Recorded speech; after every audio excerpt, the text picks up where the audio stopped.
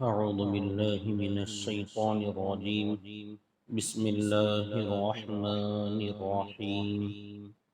من يضلل الله فلا هادي له.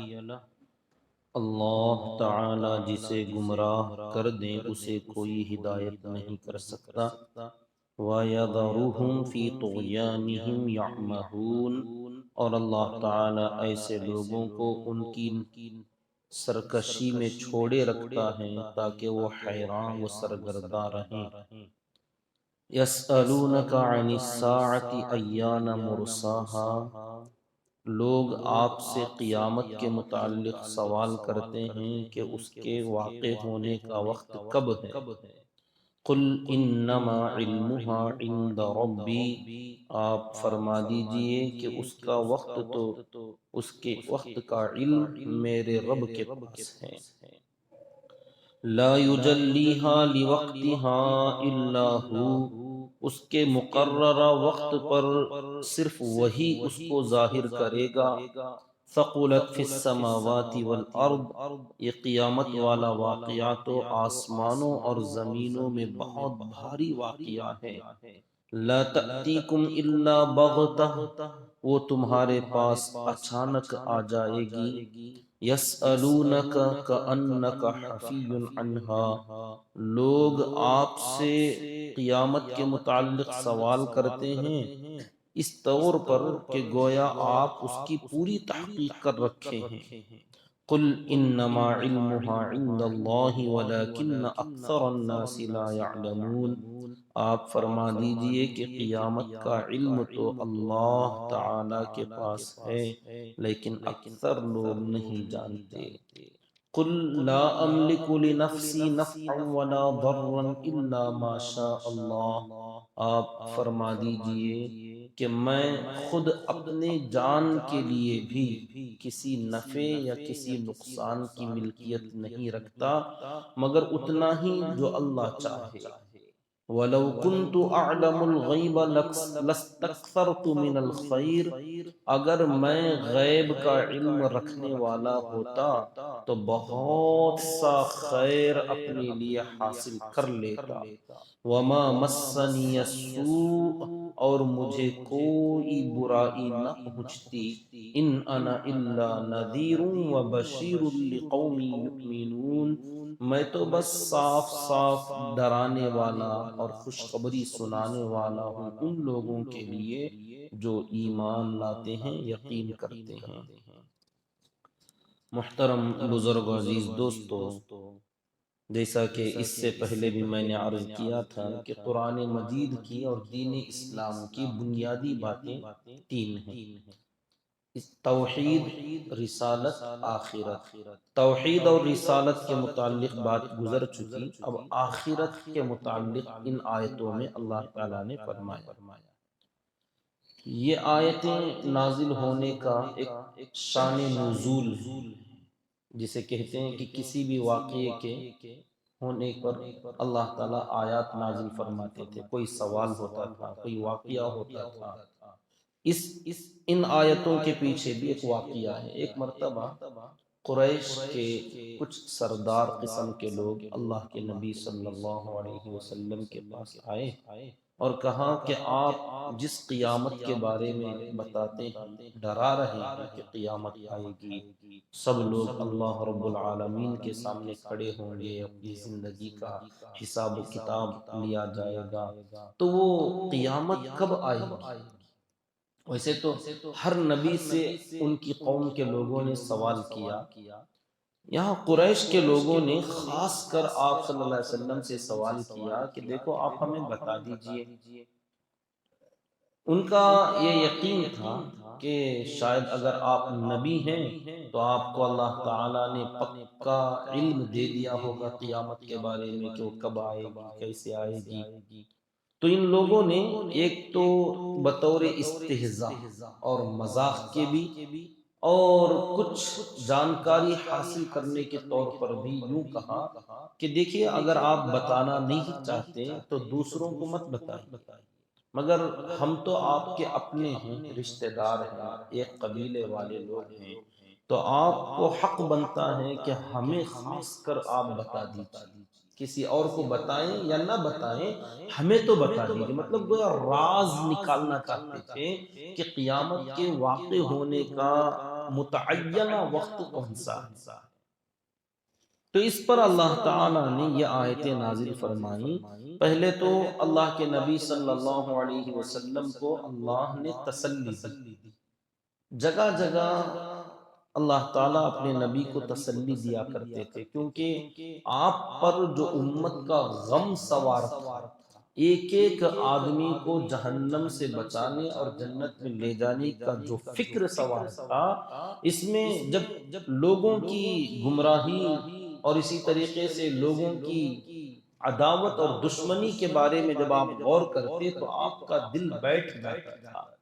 تو اللہ تعالی آپ کو تسلی دیتے کہ آپ اتنا کیوں غم کرتے ہیں، یہ آپ کی ذمہ داری تو نہیں ہے، ہم آپ سے اس کا سوال نہیں کریں گے کہ اتنے لوگ آپ کی امت میں سے ایمان کیوں نہیں لائے، آپ کی بات کیوں نہیں مانی، یہ ہم آپ سے سوال نہیں کریں گے، کیونکہ آپ کی ذمہ داری تو صرف پہنچانے کی ہم نے دی، پہنچانے کی، اور آپ نے پہنچا دیا، بہت اچھے طریقے سے پہنچایا، تو آپ اپنی ذمہ داری سے سبکدوش ہو گئے، آپ کا کوئی فریضہ باقی نہیں رہا، آپ کا کوئی سوال بھی نہیں، تو پھر آپ کو اتنا زیادہ غم کرنے کی ضرورت نہیں۔ پھر بھی اللہ تعالیٰ نے خود فرمایا کہ حریص علیکم، ہمارے نبی صلی اللہ علیہ وسلم تمہارے بارے میں بہت حرص رکھتے ہیں، چاہتے ہیں کہ ہر بندہ جنتی بن جائے۔ حالانکہ یہ تو نہیں ہوگا، کیونکہ اللہ تعالیٰ نے پہلے ہی طے کر دیا ہے، سب لوگ جنت کے لیے نہیں بنائے گئے، کچھ کو اللہ نے جنت کے لیے بنایا اور بہت سو کو اللہ نے جہنم کے لیے بنایا، بہت سو کو۔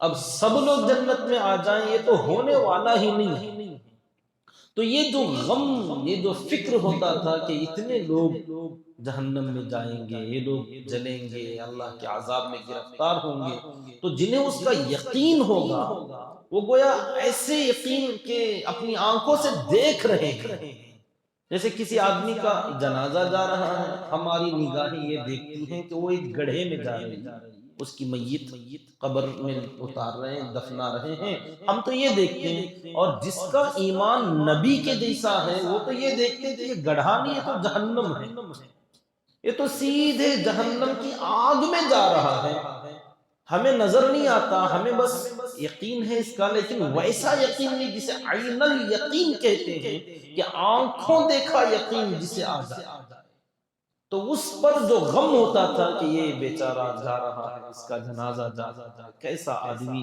اب یہ تھوڑی دیر میں یوں اس کو دفنا کر آئیں گے، لوگ سمجھتے مٹی ڈال کر آئے، اصل میں اس کے اوپر آگ انڈیل کر آئے ہیں، تو اس کا جو غم ہوگا نا، جس کو نظر آ رہا ہو، تو یقینی طور پر وہ غم بہت زیادہ ہوتا ہے۔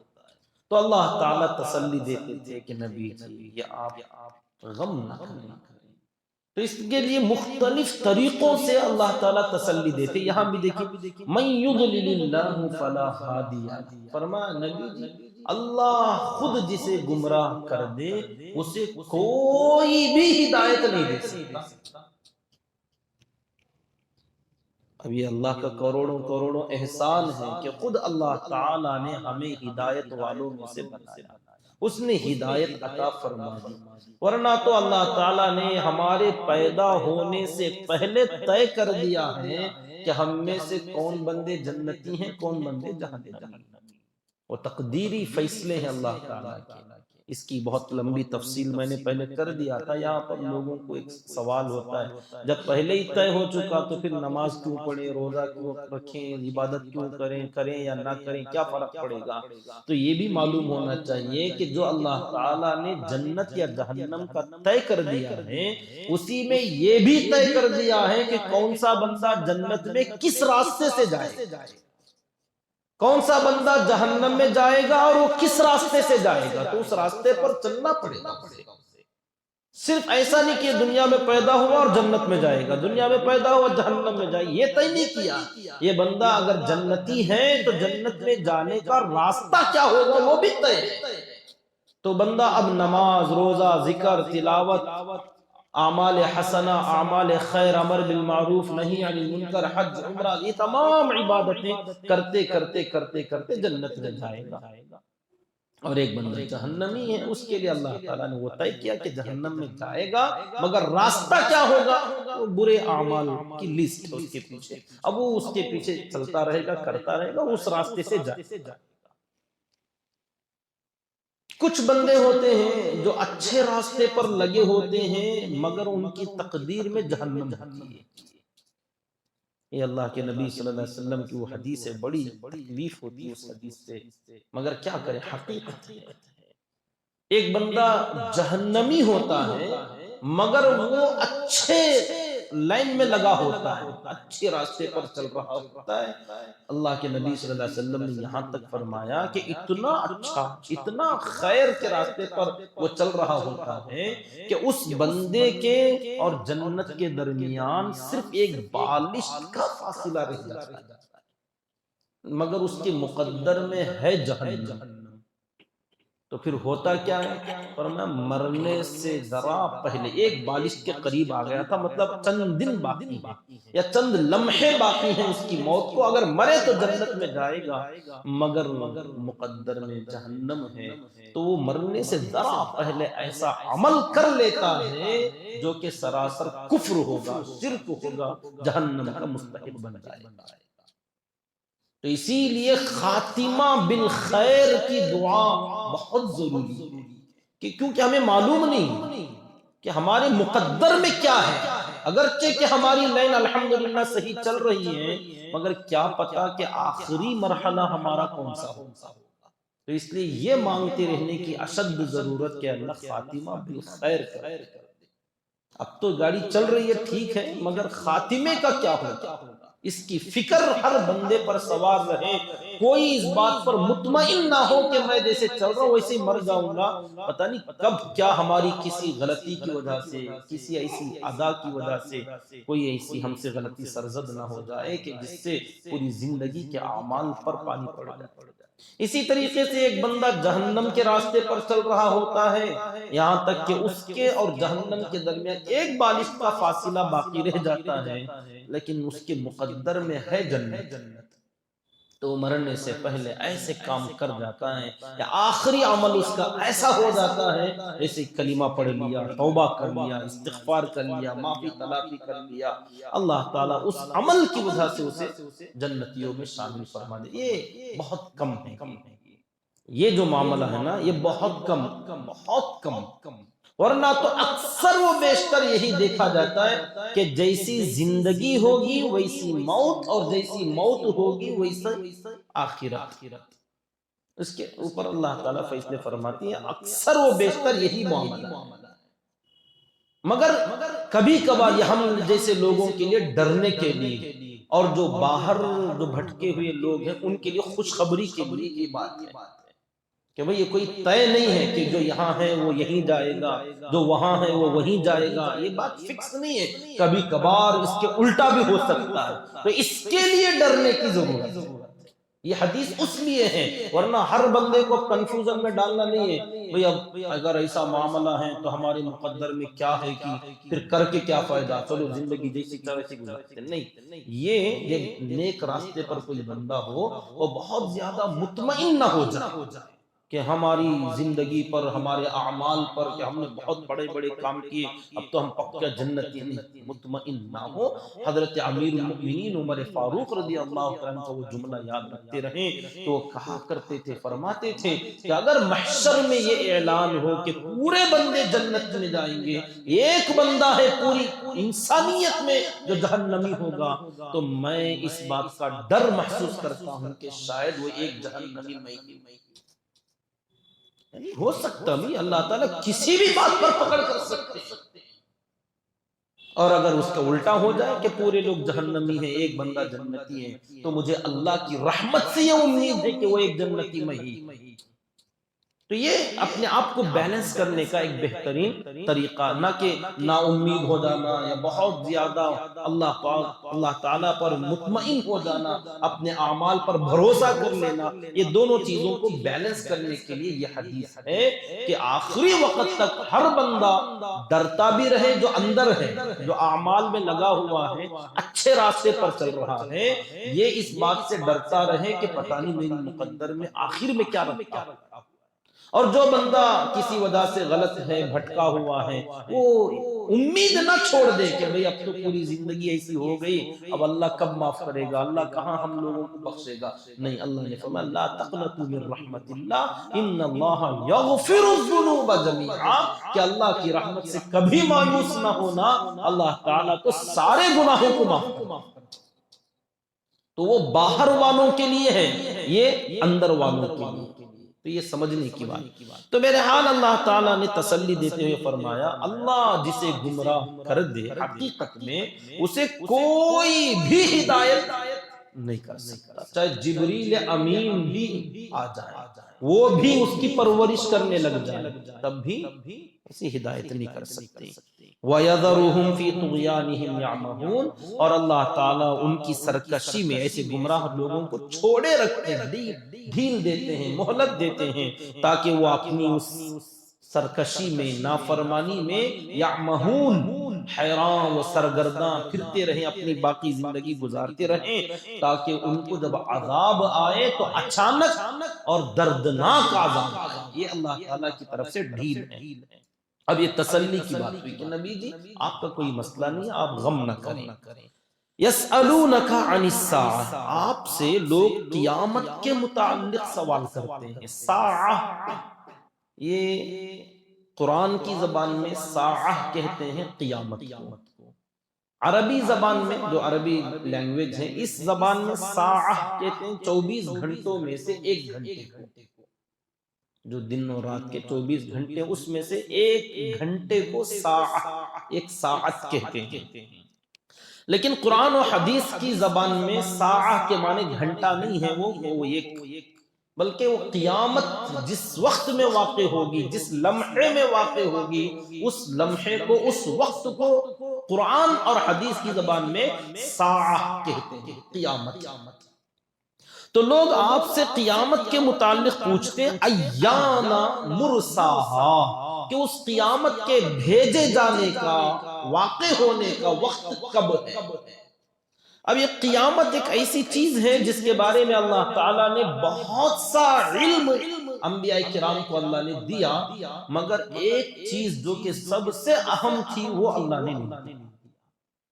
بہت سارے کہ قیامت کیا ہوگی، کیسے ہوگی، قیامت کی وہ وحشت کیا ہوگی، وہ دہشت کیا ہوگی، کیسے طاری ہوگی، اس وقت میں لوگ کیسے ہوں گے، علامتیں کیا ہیں۔ علامتوں میں دو طرح کی علامات، چھوٹی چھوٹی علامتیں جن کو علامات صغرا کہا جاتا ہے، اور بڑی بڑی علامتیں جنہیں علامات کبرا کہا جاتا ہے۔ ساری نشانیاں بتلائیں کہ دن کون سا ہوگا، تاریخ کون سی ہوگی، اللہ تعالیٰ نے بتایا، اور مہینہ کون سا ہوگا، یہ بھی اتنا علم اس کا دیا گیا کہ قیامت آئے گی تو اس وقت کے دنیا کے حالات کیا ہوں گے، اور قیامت کے آنے کے بعد کیا ہوگا، اس کے بعد کے مراحل، سب چیزیں بیان کی گئی، مگر ایک چیز ہے کہ وہ کس سن میں، کون سا سال ہوگا، جس سال کے اس مہینے کی، اس تاریخ کو،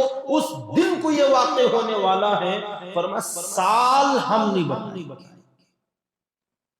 محرم کا مہینہ ہوگا، احادیث میں تفصیل موجود، محرم کا مہینہ، اور عاشوراء 10ویں تاریخ ہوگی، اور دن جمعہ کا ہوگا، اور ایسے محرم کا مہینہ، جمعہ کا دن، 10ویں تاریخ، اب تک کئی مرتبہ آ چکا، اب تک کئی مرتبہ آ چکا ہے۔ ہماری زندگی میں خود ہم نے بھی کئی مرتبہ دیکھ لیا، مگر قیامت نہیں آئی، کیونکہ مہینہ بھی آیا، دن بھی آیا، تاریخ بھی آئی، مگر وہ سال نہیں آیا ہے کہ جس سال میں یہ واقع ہونے والا ہے۔ تو اللہ تعالیٰ نے اس سال کو مخفی رکھا ہے، کہ وہ کس سال میں واقع ہوگی قیامت یہ نہیں بتایا۔ تو لوگوں نے جب پوچھا، ہر نبی سے ان کی قوم نے سوال کیا تھا قیامت کب آئے گی بتائیے، تو اللہ تعالیٰ نے جواب میں فرمایا، قل، اے نبی جی آپ کہہ دیجئے، لوگوں سے اعلان کر دیجئے، انما علمها عند ربی، کہ قیامت کے آنے کے سال کا جو علم ہے یہ صرف اور صرف میرے رب کے پاس ہے۔ اور یہ اتنا بڑا راز، اتنا بڑا راز کہ اللہ تعالیٰ نے اس راز پر مطلع کسی کو نہیں فرمایا، حتیٰ کہ خود اپنے امام الانبیاء صلی اللہ علیہ وسلم کو بھی نہیں بتایا۔ پھر فرمایا، لا یجلیہا لوقتہا الا ہو، وقت تو طے ہے اس کا مگر بتائیں گے نہیں۔ اس کے وقت پر اس قیامت کو ظاہر کرے گا کون؟ اللہ ہو، اس کے سوا کوئی نہیں، صرف وہی ظاہر کرے گا۔ اچھا یہ کیوں اللہ تعالیٰ نے راز میں رکھا ہے؟ فرمایا ثقلت فی السماوات والارض، یہ آسمانوں اور زمینوں میں بہت بھاری واقعات، پوری کائنات میں سب سے بھاری واقعہ، جو اس سے بڑا کوئی دوسرا واقعہ اب تک کی ہسٹری میں نہیں ہوا، اور پوری کائنات میں جو سب سے بڑا بھاری واقعہ پیش آنے والا ہے وہ یہی قیامت کا واقعہ،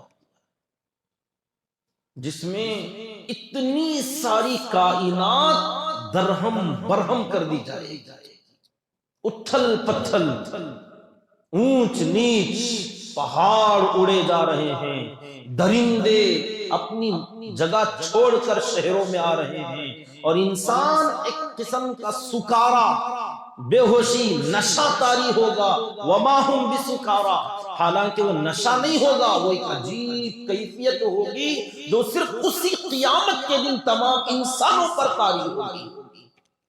ایسے لگے گا کہ لوگ نشہ کر کے جی رہے ہیں، عجیب سی سکر کی حالت، اور دودھ پیتے بچوں کو اپنی مائیں گود سے اٹھا کر پھینک ڈالیں گے۔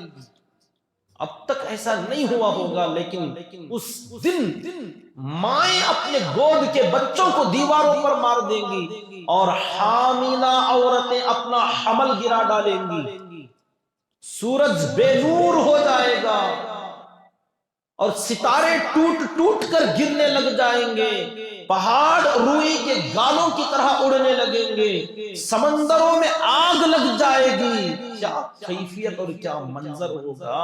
اذا الشمس كورت واذا النجوم انكدرت واذا الجبال سيرت واذا العشار عطلت واذا الوحوش حشرت واذا البحار فجرت واذا النفوس زوجت واذا الموءودة سئلت۔ یہ کیفیات اللہ تعالیٰ نے بیان فرمایا کہ یہ جو اس وقت میں سمندر اپنی جگہ پر ایک دم شانت آرام سے اپنی ڈیوٹی پر لگے، پہاڑ اپنی جگہ پر ٹہرے ہوئے ہیں، یہ کہکشاں، یہ بادل، یہ ہوائیں، یہ فضائیں، یہ آسمان، یہ زمین، سب برابر، مگر اس دن زمین اذا زلزلت الارض، زلزلے ادھر سے پھٹ رہی ہے، ادھر سے پھٹ رہی ہے، ٹکڑے ٹکڑے ہونے لگ جائیں گے زمین کے، کیا ماحول بنے گا اس دن! تو یہ زمینوں اور آسمانوں میں بہت بھاری واقعہ ہونے والا ہے۔ تو اتنا بھاری جو واقعہ جو جسموں پر اثر کرے گا، ہر چیز کا، یہ جو باڈی ہے ہر چیز کی، ان کی جسموں پر، اجسام پر جہاں اس کا اثر پڑے گا، اس سے زیادہ اثر تو دلوں پر پڑنے والا ہے، اور دلوں پر اس کا اثر جب پڑنا ہی ہے تو حقیقت میں جو اچانک واقعہ پیش آئے گا اس کا جو اثر پڑے گا وہ پہلے سے جو معلوم ہو اس کے بعد وہ واقعہ پیش آئے تو اس میں وہ اثر نہیں پڑتا جو اچانک پیش آنے سے پڑتا۔ تو قیامت کو اللہ تعالیٰ نے بنایا ہی ایسی چیز کہ جو جسموں پر بھی اثر ڈالے گی، دلوں پر اثر ڈالے گی، دماغوں پر اثر ڈالے گی، تو ایسی بھاری بھرکم متغیر کر دینے والی چیز کو راز اور مخفی میں رکھنا ہی ضروری ہے۔ کیا پریشان آواز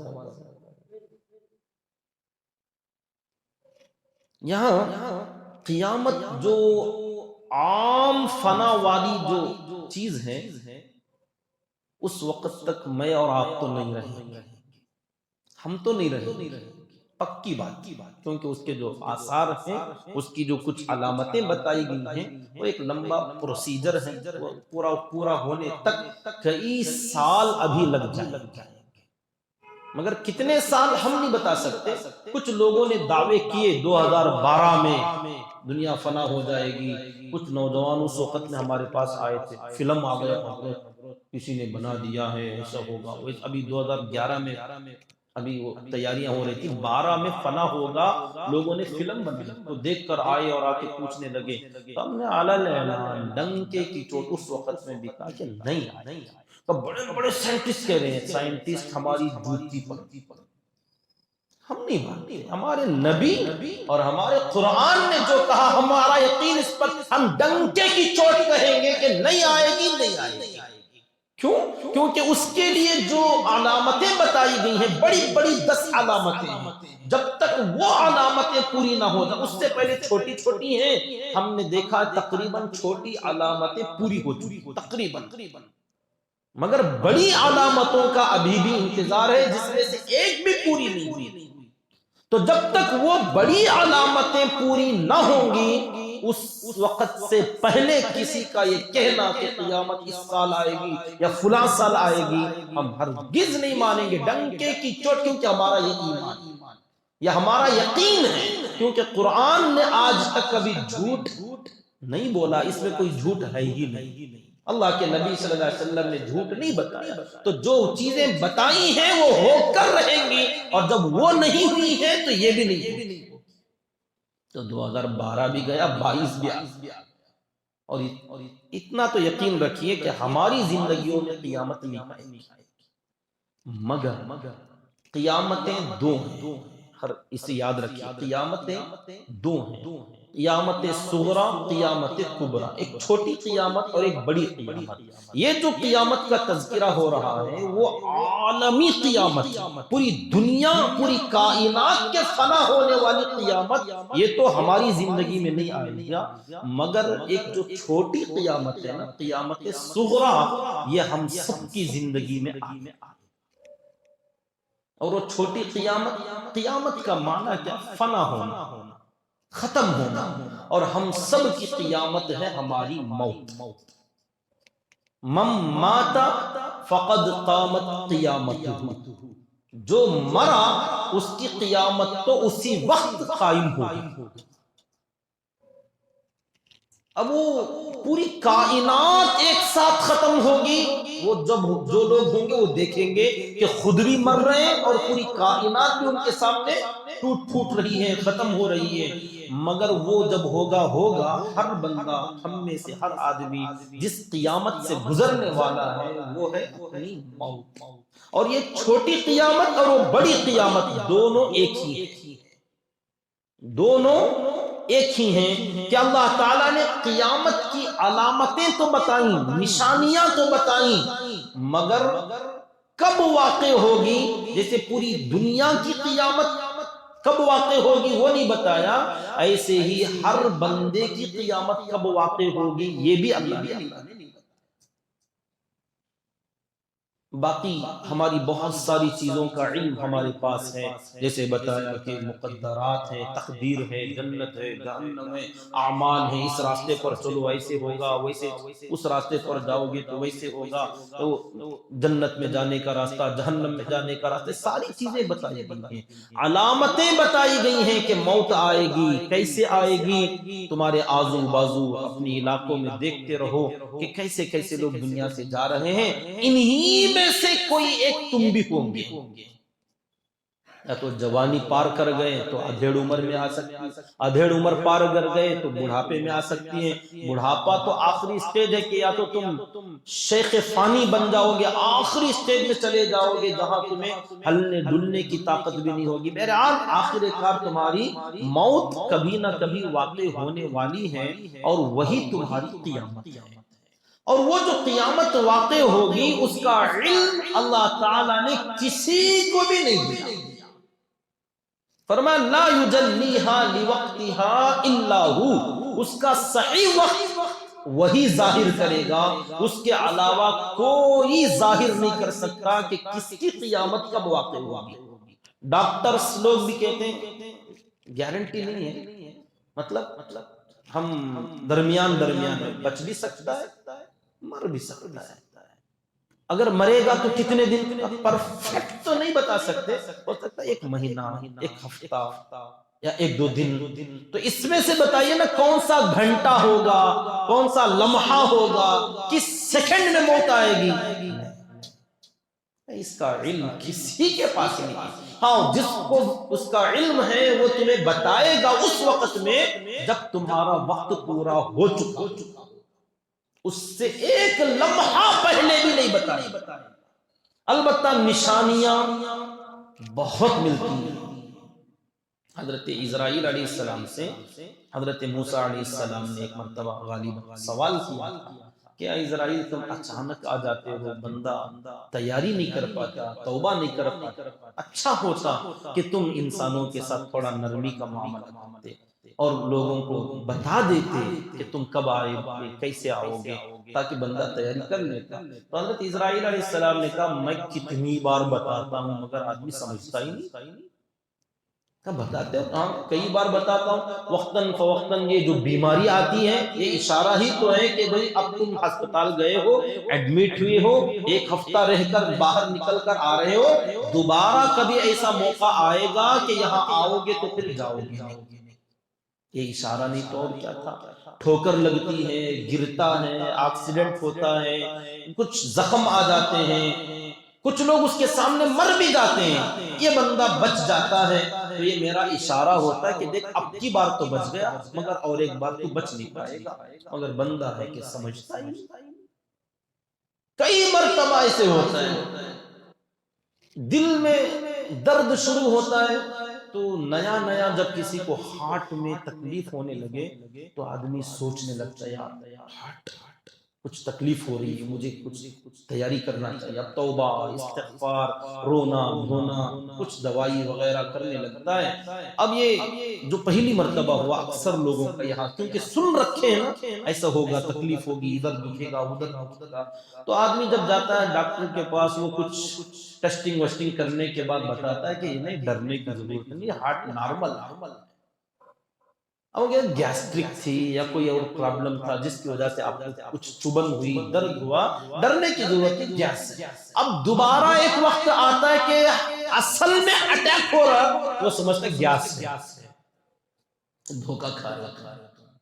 پہلا بہتر تھا، وہ اشارہ تھا، سگنل تھا، لیکن اس سگنل میں بندے نے دھوکہ کھایا، لوگوں نے مس گائیڈ کر دیا آپ کو کہ نہیں یہ اتنا کوئی ڈرنے کی ضرورت نہیں، ایسا ہوتا ہے کبھی ایسے ہو تو گیس کی گولی کھا لینا یا کوئی ایسا علاج کر لینا، ایسی لمبی سانسیں لے لینا۔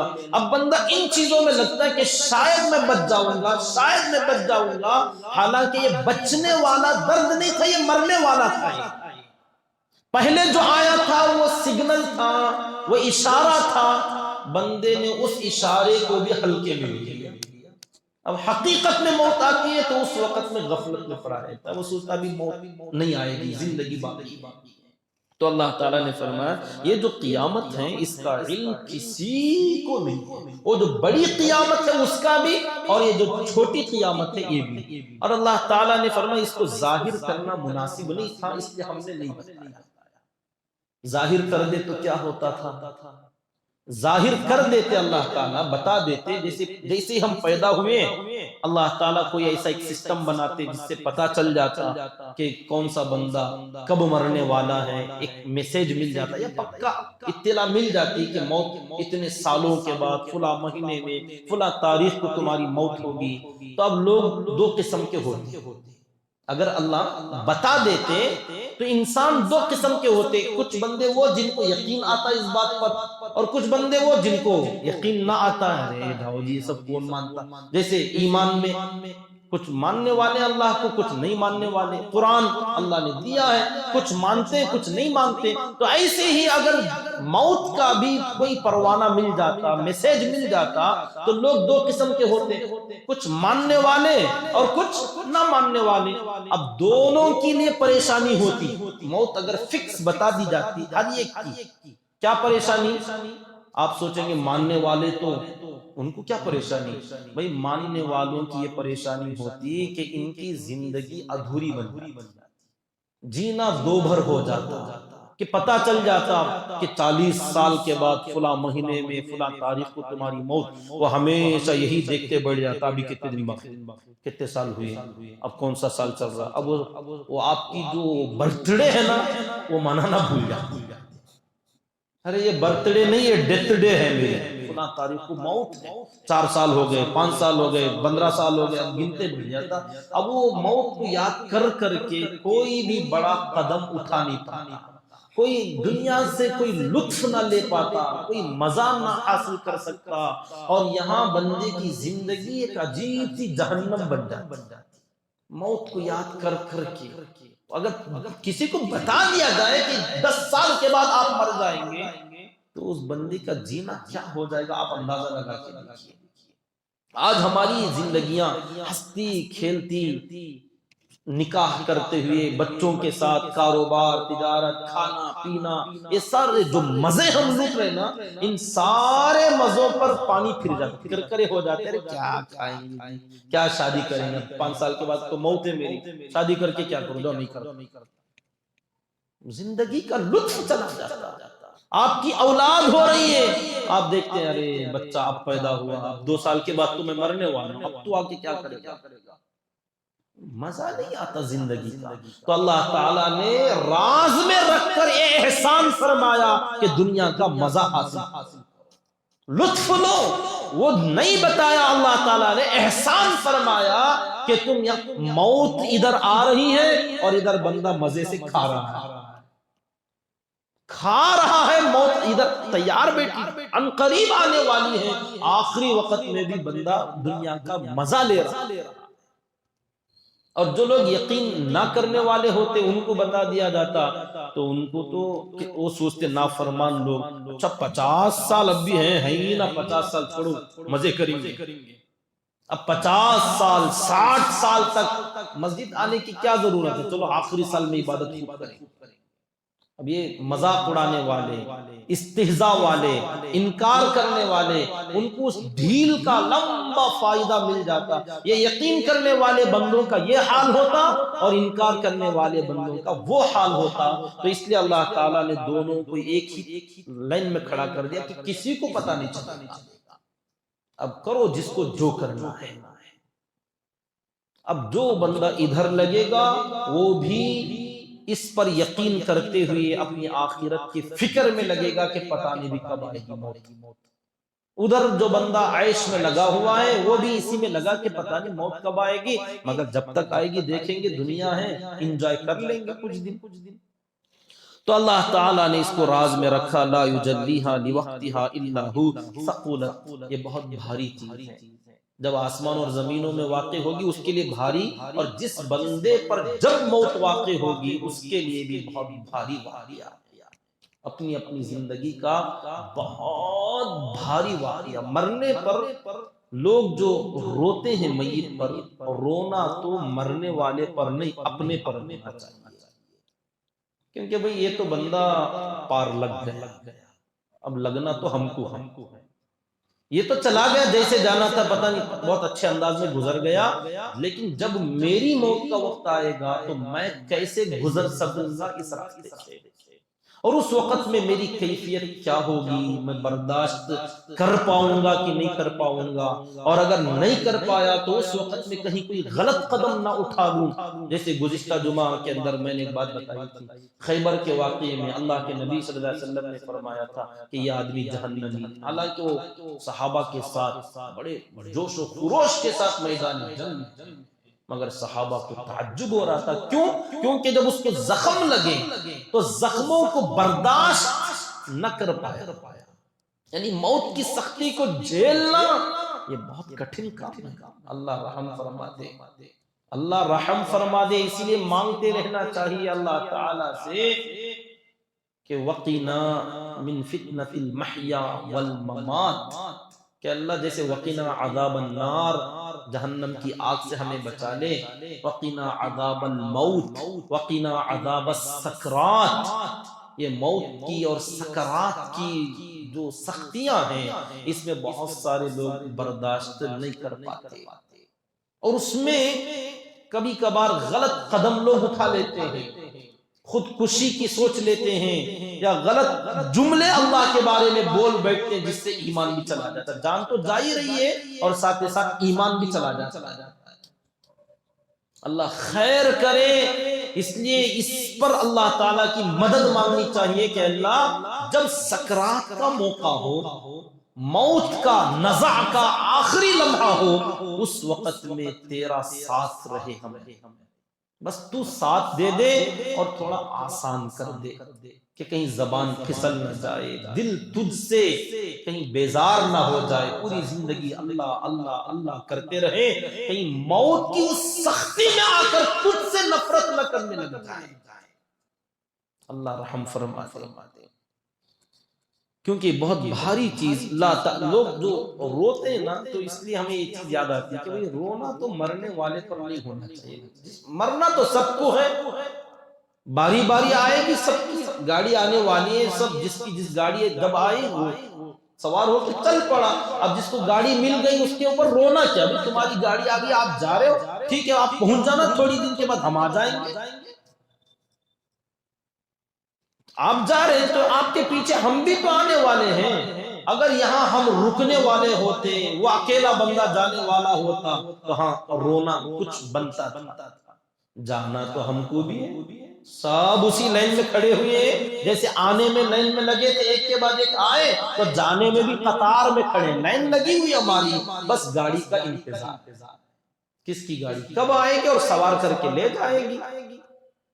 اب اس میں رونا کیا ہے؟ جانے والے اوپر، جانے والے کے اوپر رونے کا بس اتنا معلوم کیا جائے کہ مرنے والا کس حال میں مر جاتے وقت کیا تھا، خوش تھا کہ نہیں، کلمہ پڑھ رہا تھا کہ نہیں، اللہ کے بارے میں اس کا ایمان کا کیا معاملہ تھا. اگر معاملہ ٹھیک تھا تو خوش ہونا چاہیے کہ الحمدللہ یہ بندہ تو پار لگ گیا. اب مسئلہ ہمارا ہے، پتہ نہیں ہم کیسے چلے گے اس پر. اللہ ہمیں اس کے یقین نصیب فرما دے. لا تأتیکم الا بغتہ، اللہ نے فرما دیکھیے تمہارے پاس یہ جو قیامت جب بھی آئے گی اچانک آئے گی. اچانک، یہ تو سگنل جو بتا رہے تھے نا وہ دھوکہ تھا. وہ بندہ بہت ساری چیزوں میں دھوکہ کھا جاتا ہے. علامتیں تو مل رہی ہیں مگر بندہ اتنا سمجھ نہیں پاتا، یقین نہیں کر پاتا ان علامتوں پر. مگر جب بھی موت آئے گی اچانک آئے گی، یاد رکھیے. لا تأتیکم الا بغتہ، اچانک. لوگ تعجب کرتے ہیں، ارے ابھی تو اچھے تھے. اللہ نے تو یہی کہا اچھے آدمی ہی کو موت آئے گی. ضروری نہیں ہے کہ بیمار آدمی ہی مرے، کئی بیمار اچھے ہو کر گھر آتے ہوئے ہم نے دیکھے، اور کئی ہٹے کٹے آدمی اچھے آدمی مرتے ہوئے بھی دیکھے ہم نے. ایمبولنس میں لے جانے والا مر گیا اور جس کو لے جایا جا رہا تھا وہ اٹھ کے بیٹھ گیا. بچاتے بچاتے ڈاکٹر مر گیا اور بیمار اٹھ کے بیٹھ گئے. کئی ساری ایسی چیزیں ہیں کہ اللہ تعالیٰ فرماتے اچانک موت آئے گی. کبھی کسی کو بتا کر موت کبھی نہیں آتی. رات میں سوئے ہیں، صبح میں اٹھو گے کہ نہیں پتہ نہیں چلے. دیکھیے بہت بڑا دھوکہ ہمارا. ہم سب یہی سمجھتے ہیں نہیں میں ویسا نہیں مروں، میں توبہ کروں گا، میں نماز پڑھوں گا، قرآن پڑھنے لگ جاؤں گا، جیسے میری موت آئے گی فوراً میں توبہ استغفار وضو کر لوں گا، زمزم کا پانی پی لوں گا. پتہ نہیں کیا کیا لوگوں کی سوچ ہوتی ہے. یہ سب دھوکہ، یہ سب دھرا کا دھرا رہ جائے گا. موت جب آئے گی بندہ سوچ نہیں سکتا کہ اچھا اتنا جلد آ گئی. یہ ہم سب کا معاملہ ہے، نوجوانوں کا، بوڑھوں کا، بچوں کا، سب کا یہی معاملہ کہ ایک بجلی کا جھٹکا لگا کہ مر گئے. پتہ ہی نہیں چلتا کہ آج اس وقت میں میری موت ہے. لا تأتیکم الا بغتہ، اسی لیے اللہ کے نبی صلی اللہ علیہ وسلم فرمایا کرتے تھے، صحابہ سے پوچھا کہ موت کا کیا یقین ہے، صحابہ نے الگ الگ چیزیں بتائیں، آپ نے فرمایا مجھے تو ایک طرف سلام پھیر کر دوسرے سلام کا یقین نہیں ہوگا کہ میں پھیر پاؤں گا کہ نہیں، ایک طرف پھیر لیا ہوں، دوسرے سلام کا مجھے یقین نہیں ہے کہ میں یہ دوسرا سلام کتنا لمبا وقت باقی ہے، ادھر سلام ہوا تو دوسرا سلام فوراً چند سیکنڈوں کی بات ہے، آقا نے فرمایا مجھے اتنا یقین نہیں ہے کہ ایک کے بعد دوسرا سلام پھر پاؤں گا، اتنی زندگی باقی رہے گی کہ موت آ جائے گی، کیونکہ اللہ نے فرمایا اچانک آئے گی، یسألونک کأنک حفی عنہا، یہ لوگ آپ سے ایسے پوچھتے ہیں گویا کہ آپ نے اس کا پورا احاطہ کر رکھا ہے، قیامت کی پوری تحقیق کر رکھی ہے آپ نے، اور لوگ آپ سے ایسے آ کے خفیہ انداز میں پوچھ رہے ہیں کہ ہمیں بتا دیجئے، رشتہ داروں کو بتا دیجئے، آپ نے کوئی تحقیق نہیں کر رکھی ہے، قل آپ فرما دیجئے انما علمها عند اللہ، کہ حقیقت میں قیامت کے آنے کا صحیح علم اللہ ہی کو ہے، ولیکن اکثر الناس لا يعلمون، لیکن اکثر لوگ یہ بات نہیں جانتے، کون سی بات؟ اکثر لوگ یہ بات نہیں جانتے کہ قیامت کا علم نبی نہیں جانتے، قیامت کے بارے میں نبی نہیں جانتے، یہ بہت سارے لوگ نہیں جانتے، کچھ لوگ یہ سمجھتے ہیں کہ نہیں نبی کو معلوم تھا، اگر معلوم تھا تو بتائے کیوں نہیں؟ اللہ نے کئی جگہ قرآن میں فرمایا کہ آپ نہیں جانتے، کچھ امور کا علم اللہ تعالیٰ نے اپنے پاس، جسے کہتے ہیں علوم مکنونہ، چھپا کر رکھے جانے والے علوم، اس میں سے ایک چیز یہ ہے۔ تو اچانک واقعہ یاد آئے، کون سا؟ کوئی بادشاہ تھے غالباً ہارون رشید یا کسی بادشاہ کا واقعہ ہے کہ انہوں نے خواب میں ایک مرتبہ اسرائیل کو دیکھ لیا علیہ السلام، تو انہوں نے بتایا کہ میں اسرائیل ہوں، جیسے خوابوں میں کچھ بتایا دیا جاتا ہے کبھی کبھار پتہ چل جاتا ہے، تو جیسے ہی پتہ چلا کہ اسرائیل ہیں تو انہوں نے فوراً پوچھا کہ بھئی آپ تو روح نکالنے میں ایکسپرٹ، آپ کی ذمہ داری ہی وہ ہے، تو آپ بتا دیجئے میری موت کب ہے؟ اسرائیل ان سے ملاقات ہو تو ایک ہی بات پوچھیں گے، وہ کیا ہے؟ موت، کس کی موت کب ہے؟ ہماری موت کا مسئلہ کیا ہے؟ وہ ایک بڑھیا تھی، ہماری فارسی کی کتابوں میں حکایات لطیف میں ایک لطیفہ لکھا ہوا تھا، ایک بڑھیا وہ لکڑیاں لانے کے لیے جایا کرتی تھی، ایک دن تھوڑا زیادہ لکڑیاں اس نے اکٹھا کر لی، گٹڑی بڑی سی بنا ڈالی، اب وہ اٹھانا چاہتی تھی، اٹھ نہیں پا رہا تھا، ایک بندہ ملا جنگل میں، اس کے ذریعے سے اٹھا لیا، اور راستہ چلتے چلتے تھک گئی، ہوا آگے سے اپوزٹ آ رہی تھی، تو وہ گھٹڑی ڈال دی نیچے، اور پھر تھوڑی دیر آرام کرنے کے لیے بیٹھی، اب اس کو اٹھانے لگی، بہت دیر انتظار کیا، تو ایک بندہ ملا تو اس کے ذریعے سے اٹھا لیا، پھر تھوڑی دور جانے کے بعد سست ہو گئی تو پھر نیچے ڈال دیا، تو مجبور ہو کے کہنے لگی یہ زندگی سے اچھا کہ اسرائیل آگے تو بس، جیسے کچھ لوگ بولتے ہیں، تو جیسے اس بڑھیا نے کہا حضرت اسرائیل علیہ السلام سچ میں آگے، السلام علیکم، کون ہے آپ کا؟ جس کو یاد کیا وہی ہوں، اچھا اماں آپ نے مجھے کیوں بلایا؟ وہ کوئی آس پاس نہیں تھا نا، ایک لکڑی کا بھنڈا اٹھا کے جاؤ، یہ لکڑیوں کی گھٹڑی اٹھانے کے لیے میں نے آپ کو یاد کیا، اچھا کیا آپ آگے اٹھاؤ اور جاؤ، حالانکہ ان سے یہ کام ایک لطیفہ ہے، تو ان سے یہی پوچھا جائے گا کہ موت کب ہے ہماری، تو ایک بادشاہ نے خواب میں دیکھا اور فوراً پوچھا کہ میری موت کے لیے کتنا ٹائم ابھی باقی ہے، تو انہوں نے اشارہ کیا اور خواب ختم، اب یہ اٹھے تو بڑا پریشان کہ یہ 5 کا کیا مطلب، یوں اشارہ کیا تھا کہ 5 سال یا 50 سال، 5 مہینے، 5 ہفتے، 5 دن، 5 گھنٹے، کچھ بھی ہو سکتا ہے، مگر اصل میں ہے کیا؟ کئی لوگوں سے مشورہ کیا، کوئی اس کا جواب پرفیکٹ نہیں دے سکتا تھا کہ یہ 5 کیا ہے، 5 کیا ہے، تو اس زمانے میں امام اعظم ابو حنیفہ رحمۃ اللہ علیہ کا زمانہ تھا، تو بات وہاں تک پہنچی تو کہا انہوں نے آپ کا کوئی وقت بتایا ہی نہیں، تو پھر یہ 5 جو بتا یہ کیا تھا؟ وہ قرآن کی آیت کی طرف اشارہ تھا جس میں اللہ تعالیٰ نے فرمایا ہے انما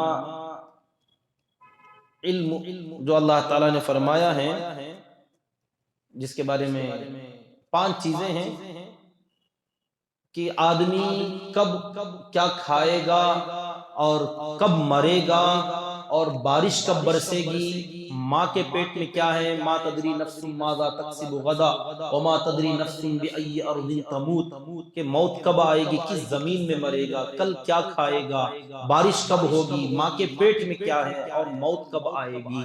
یہ 5 چیزیں ایسی ہیں جس کا علم اللہ کے علاوہ کوئی نہیں جانتا، تو انہوں نے یہ اشارہ کیا تھا یہ میں بھی نہیں جانتا،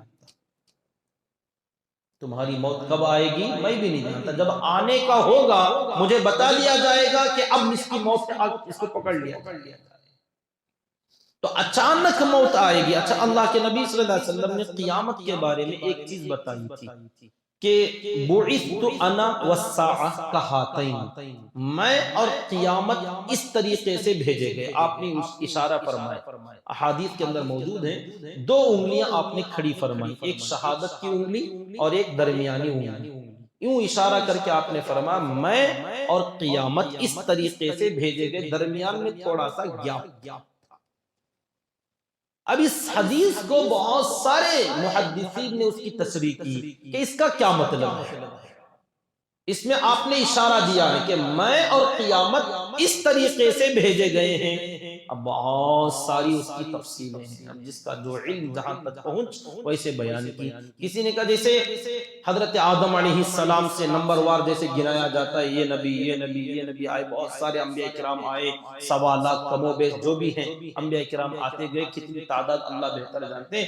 آخری نبی اللہ کے نبی صلی اللہ علیہ وسلم ہیں، محمد رسول اللہ صلی اللہ علیہ وسلم۔ اب آپ کے بعد کوئی نیا اور دوسرا نبی آنے والے نہیں ہیں، تو اب آپ کے بعد جو آنے والی چیز ہے وہ بس قیامت۔ تو جیسے نمبر وار گنایا جاتا ہے، آپ نے فرمایا میں میرے بعد قیامت، کوئی وقت نہیں بتایا۔ بعض لوگوں نے فرمایا یہ جو 2 انگلیاں ہوتی ہیں، یہ درمیان والی انگلی قیامت ہے، یہ شہادت کی انگلی اللہ کے نبی صلی اللہ علیہ وسلم، یہ اشارہ دیا۔ اور شہادت کی انگلی عام طور پر چھوٹی ہوتی ہے، یہ بڑی، تو یہ پوری لمبی جو انگلی ہے درمیان والی، یہ پوری دنیا کی عمر اگر حساب لگایا جائے تو اللہ کے نبی صلی اللہ علیہ وسلم اس جگہ پر تشریف لائے، اب بس اتنی سی باقی رہی۔ اب وہ اتنی سی زندگی بھی کتنے سال کی ہے وہ نہیں معلوم، اب ٹوٹل زندگی کتنی تھی پوری دنیا کی اب یہ بھی پکا نہیں معلوم۔ کچھ روایتوں میں آتا ہے کوئی 1000 سال سے یہ دنیا باقی ہے، 50,000 سال زمانہ، کوئی 70,000 سال زمانہ، کچھ روایتوں میں آتا ہے، لیکن وہ تمام کوئی صحیح روایات نہیں ہے۔ تو یہ پکا کوئی معلوم نہیں کہ پوری دنیا کی عمر اب تک کتنی ہوئی، تاکہ اس کا اندازہ لگایا جائے کہ یہ کتنے سال ہے۔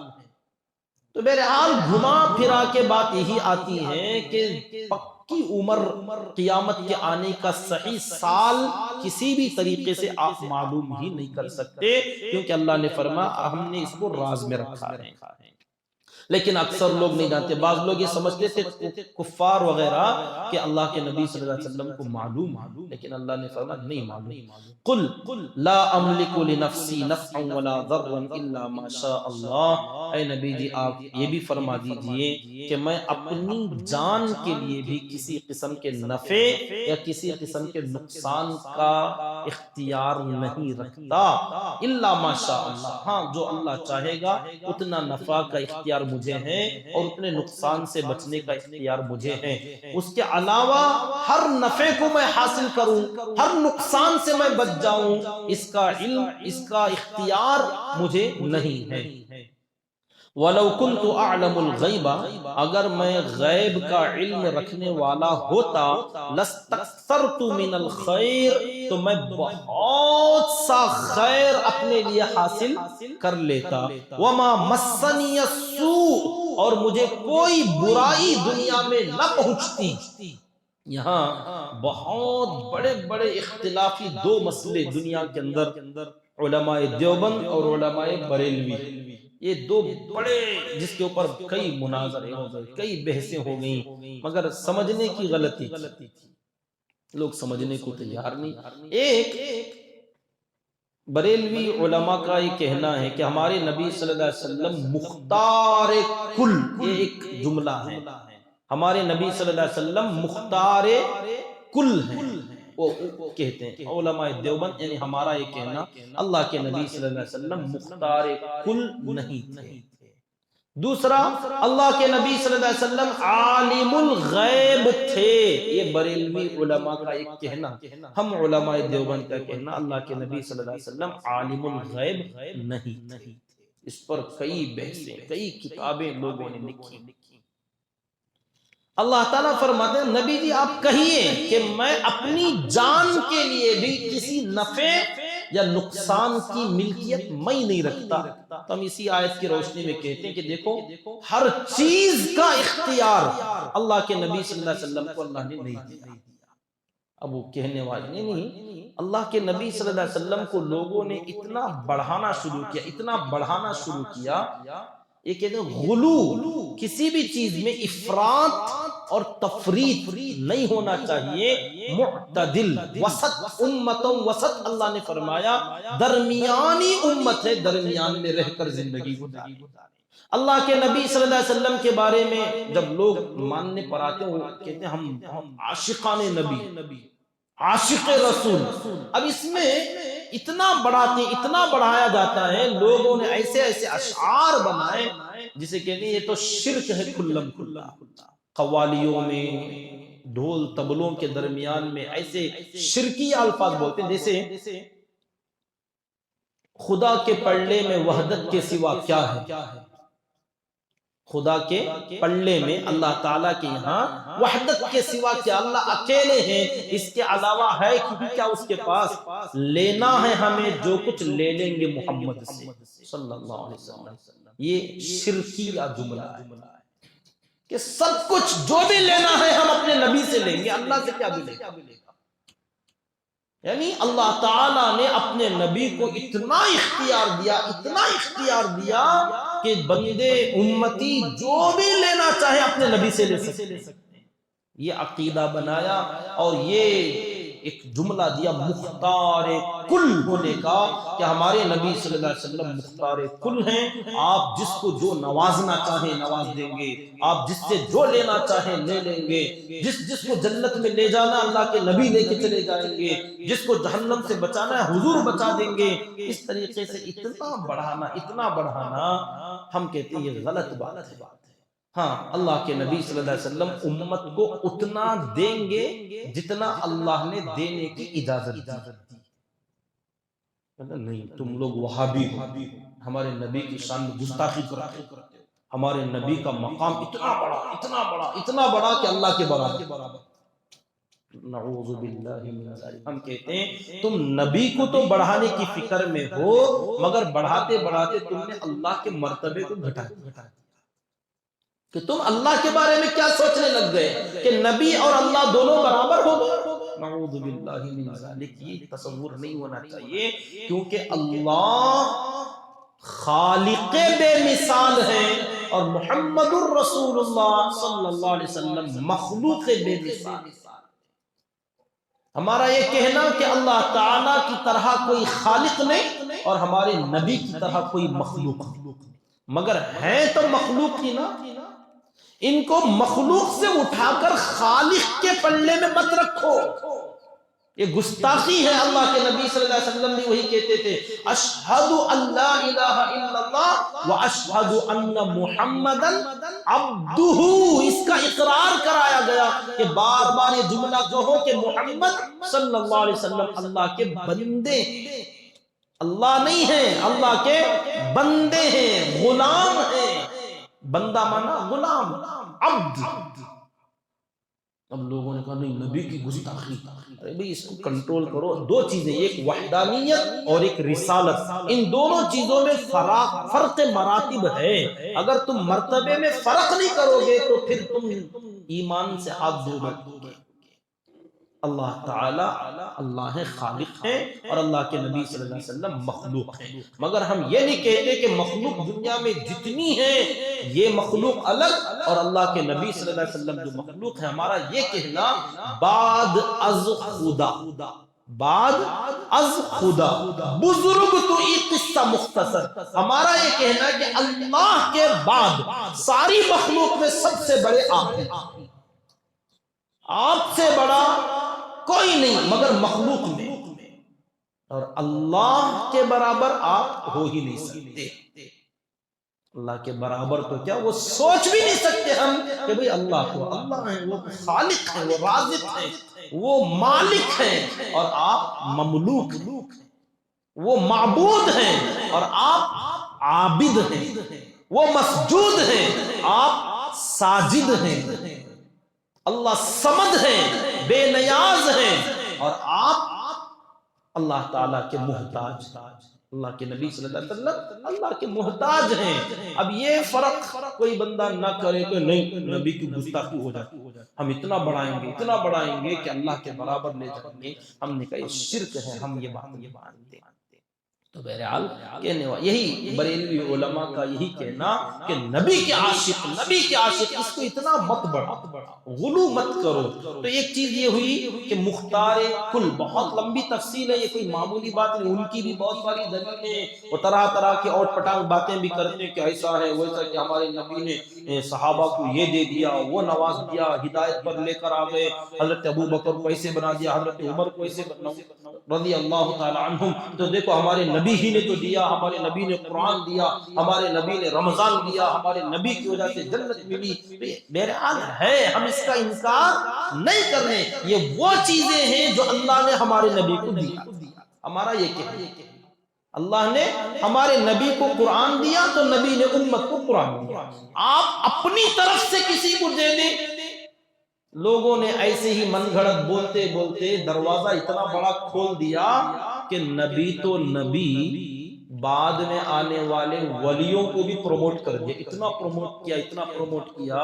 شیخ عبد القادر جیلانی رحمۃ اللہ علیہ کے بارے میں اتنے من گھڑت واقعات کہ ایک مرتبہ اسرائیل علیہ السلام وہ روحوں کا تھیلا لے کر جا رہے تھے، ایک بڑھیا کا بچہ مر گیا تھا، وہ آئی عبد القادر جیلانی رحمۃ اللہ علیہ کے پاس، انہوں نے کہا اچھا تمہارا بیٹا مر گیا، اسرائیل کو ڈھونڈے اور کہا چھوڑ دے اس بچے کو، کہا نہیں چھوڑتا، تو انہوں نے وہ تھیلا نکال کے پورے روحوں کو چھوڑ دیا۔ نعوذ باللہ من ذالک، اتنا اوٹ پٹا، اتنا اختیار کسی کو نہیں کہ اللہ کے فیصلوں میں کوئی دخل دے۔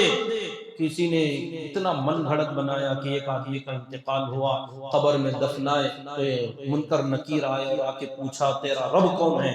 تو اس نے جواب دینے کے بجائے کہا تم جانتے نہیں میں عبد القادر جیلانی کا کتا ہوں، تو فرشتے ڈر کے بھاگ گئے۔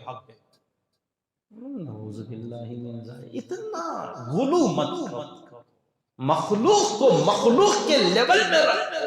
ہم جانتے ہم مانتے شیخ عبد القادر جیلانی رحمۃ اللہ علیہ بہت بڑے ولی کامل، کئی ولیوں کے سردار، ہمیں تسلیم، ان کی جوتی ہم سے افضل ہوگی، ہمیں اس کا اقرار ہے، مگر اتنا بڑا مت بناؤ کہ وہ اللہ سے ٹکرانے والے ہو جائیں۔ یہ غلو لوگ بڑھاتے اتنا بڑھاتے ہیں کہ انہی کو خدا بنا کے بٹھا دیا۔ کیا وہ مردوں کو زندہ کرنے والے ہیں؟ جنت میں ان کا دامن پکڑ لو، جنت میں لے کے چلے جائیں گے، چاہے آپ پوری زندگی بوٹل مارتے رہو کوئی فرق نہیں پڑے گا۔ اتنا من گھڑت ہے۔ ایک صحابی آئے اللہ کے نبی صلی اللہ علیہ وسلم سے درخواست کرنے لگے کہ ہم تو زندگی میں آپ کے ساتھ میں ہیں، اب تمنا ہے کہ جنت میں بھی آپ کے ساتھ رہیں، آپ دعا کر دیجئے۔ تو آپ نے فرمایا ٹھیک ہے دعا کر دوں گا، مگر تم میری مدد کرو کثرت سجدے کے ذریعے، عبادت خوب کرنا۔ یہ نہیں کہا کہ چلو ٹھیک ہے لے کے چلا جاؤں گا، ہاتھ پکڑ لوں گا، نہیں۔ تو یہ ہمارا کہنا، علماء دیوبند کا عقیدہ الحمدللہ حضرات صحابہ کرام کا جو عقیدہ تھا وہ، اور الحمدللہ پوری دنیا اسے تسلیم کرتی ہے۔ دعوت و تبلیغ یہی علماء دیوبند ہی کی ایک جماعت، تو اس میں بھی یہی چیزیں لوگوں کو بتائی جاتی ہیں کہ اللہ کے نبی صلی اللہ علیہ وسلم مخلوق میں سب سے اعلیٰ و افضل، اور اللہ سے کے برابر کوئی نہیں، نبیوں میں رسولوں کوئی بھی تصور نہیں کر سکتے۔ تو ایک چیز اللہ تعالیٰ نے فرمایا کہ مختار کل میں نہیں ہوں۔ دوسری چیز ہے عالم الغیب۔ لوگ کہتے تھے، بریلوی لوگوں کا یہ کہنا کہ ہمارے نبی صلی اللہ علیہ وسلم عالم الغیب ہے، کیونکہ نبی کا معنی ہی کیا؟ غیب کی خبریں دینے والا۔ نبی کے معنی انباء، غیب کی بات بتائی، تو نبی کہتے ہی اس کو ہیں جو غیب کی باتیں بتائیں۔ تو دیکھو غیب کی باتیں بتانے والے ہی نبی، اور ہمارے نبی تمام نبیوں کے سردار، تو آپ بہت بڑے غیب کا علم رکھنے والے، تو اسی غیب کا علم رکھنے والے کو بولتے ہیں عالم الغیب۔ تو لوگوں نے ایسی ان کی علم کی پہنچ ہم کیا بتائیں، لوگوں کے درمیان وہ بھی ایک مسئلہ۔ اب لوگ سنتے ہیں بہت خوش ہوتے ہیں کہ ہاں بھائی ہمارے نبی کی شان میں بولتے ہیں۔ اب ہم لوگ بولتے ہیں تو کہتے ہیں نہیں یہ ٹنڈے ہیں، یہ وہابڑے ہیں، یہ دیوبندی ہیں، ان کو نبی سے محبت نہیں، یہ دشمنان نبی ہیں، ان کو عشق رسول نہیں ہے۔ خدا کی قسم علماء دیوبند نے جو عشق اپنے نبی سے کیا کسی اور نے نہیں کیا۔ ایک ایک ادا پر مولانا قاسم نانوتوی رحمت اللہ علیہ، جن کی نام کی طرف منسوب ہو کے پورے علماء دیوبند کو قاسمی کہا جاتا ہے، کہ پہلے جنہوں نے مدرسے کو شروع کیا مولانا قاسم صاحب نانوتوی رحمت اللہ علیہ۔ دیوبند مدرسہ اگر جاؤ تو آپ وہاں ایک چیز دیکھیں گے کہ وہاں پر گلاب کے بہت سارے پودے لگائے گئے وہاں کے باغوں کے اندر۔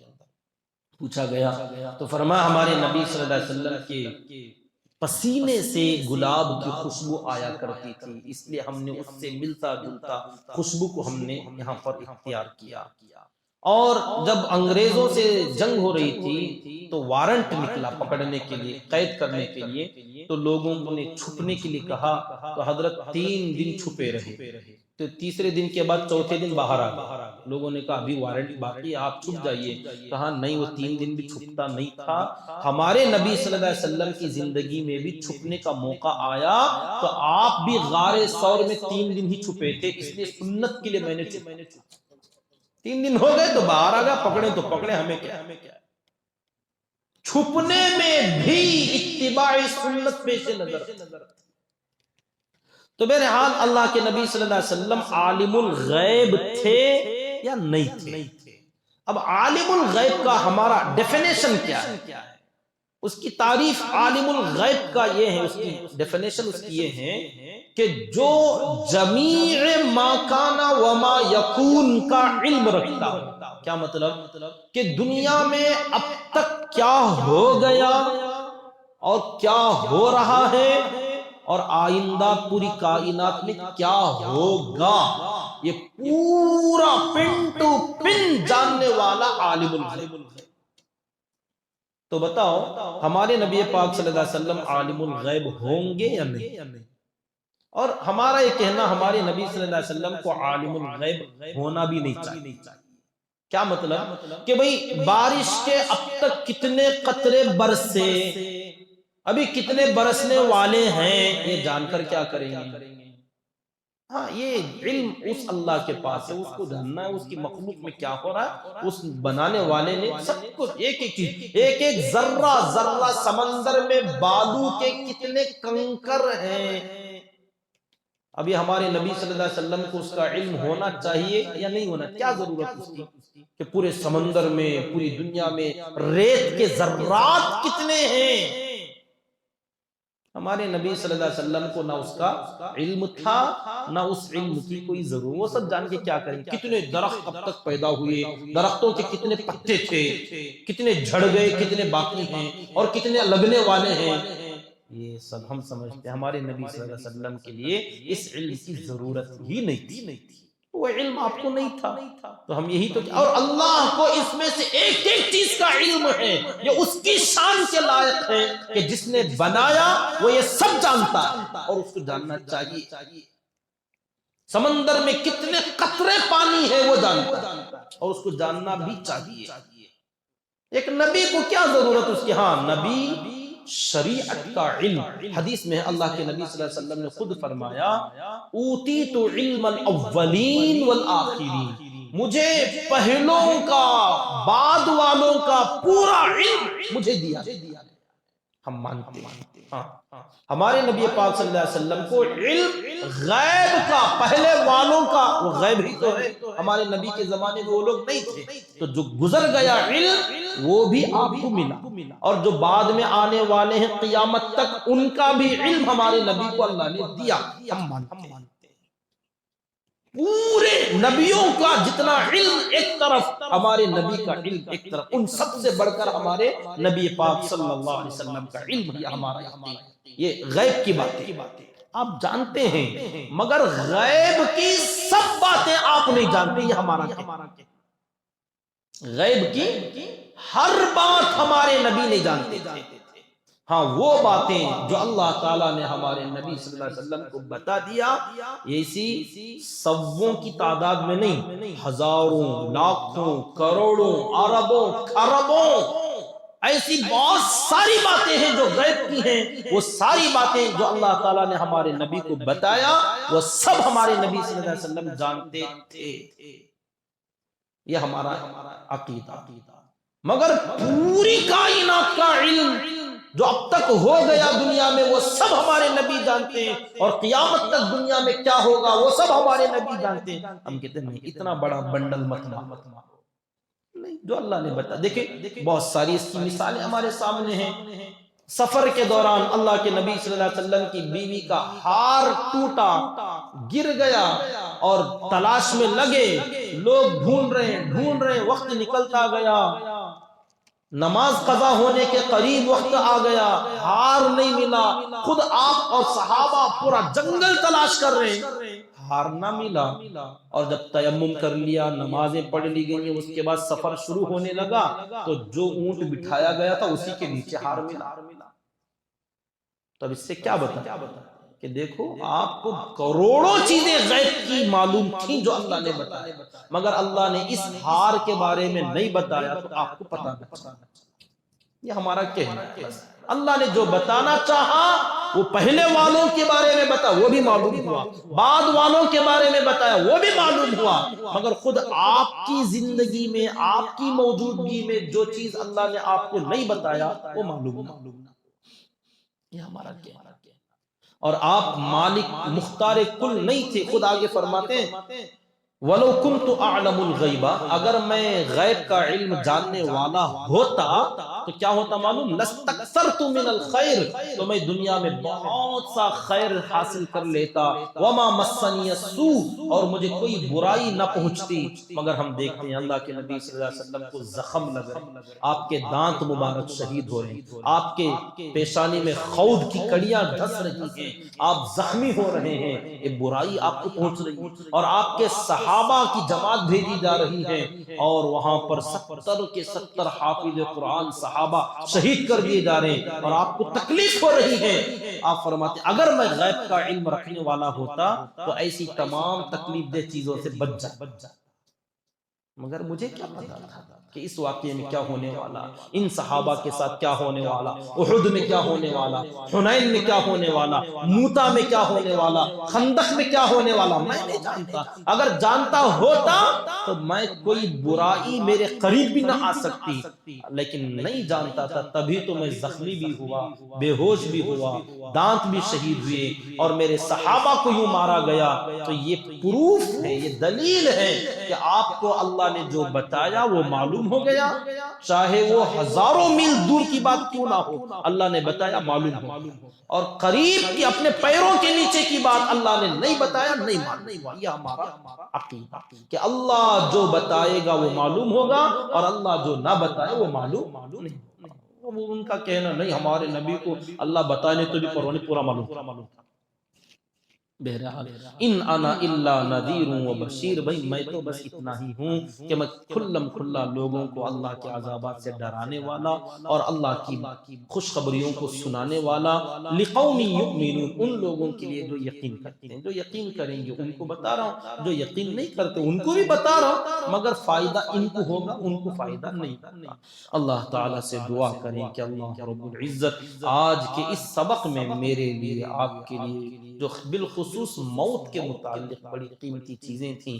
اللہ تعالی ہم تمام کو کامل یقین نصیب فرمائے، ہم سب کا موت کا مسئلہ اللہ تعالی اپنے فضل سے آسان فرما دے، خاتمہ بالخیر فرمائے، اور اللہ تعالی ایمان کی حالت میں کلمے والی موت اور بڑی آسانی کے ساتھ اللہ تعالی ہمارا خاتمہ عطا فرمائے، آمین۔ سبحان اللہ و بحمدہ، سبحانک اللہم و بحمدک، ونشہد ان لا الہ الا انت ونستغفرک